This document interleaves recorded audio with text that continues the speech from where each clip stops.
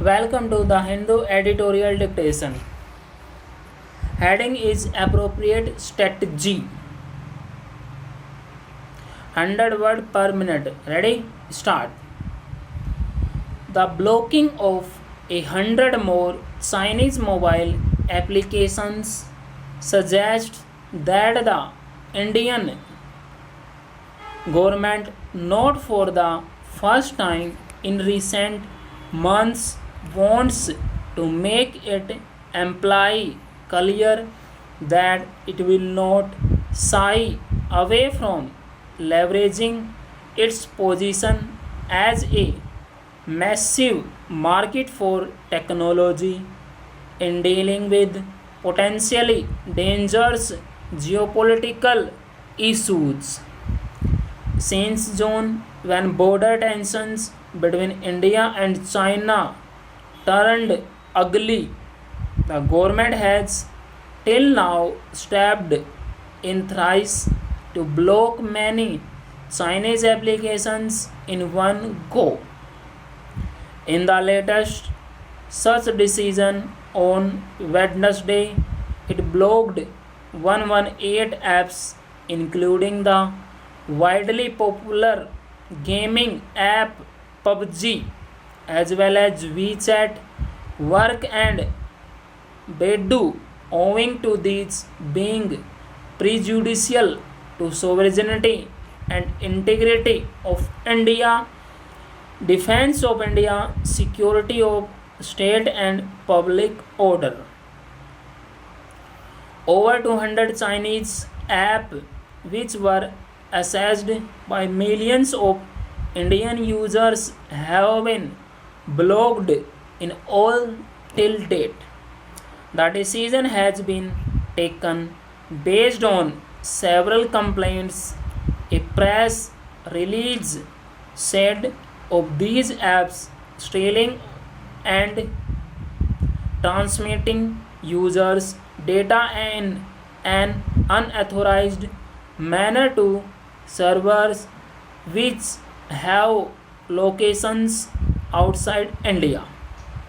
It could be argued that loss of access to the Indian market will sharply affect the ambitions of the internet giants emerging from China, but it remains to be seen if this tech side intervention is effective as a counter in a geopolitical fight.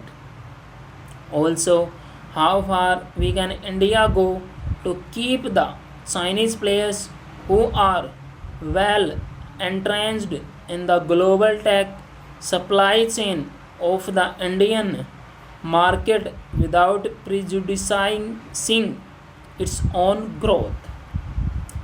It is difficult to argue against decisions that are taken on the plank of Indian national security, especially one arrived at by invoking the government's power under Section 69A of the Information Technology Act, a section upheld by the courts previously.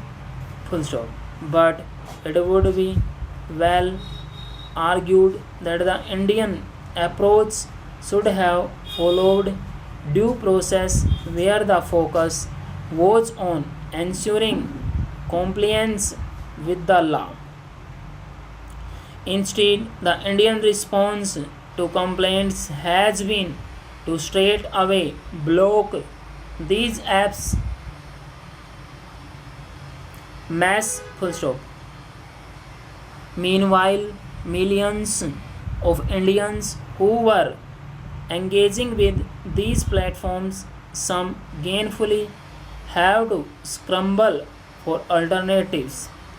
To add to this, the data protection law, a dire need in this age, is not yet there.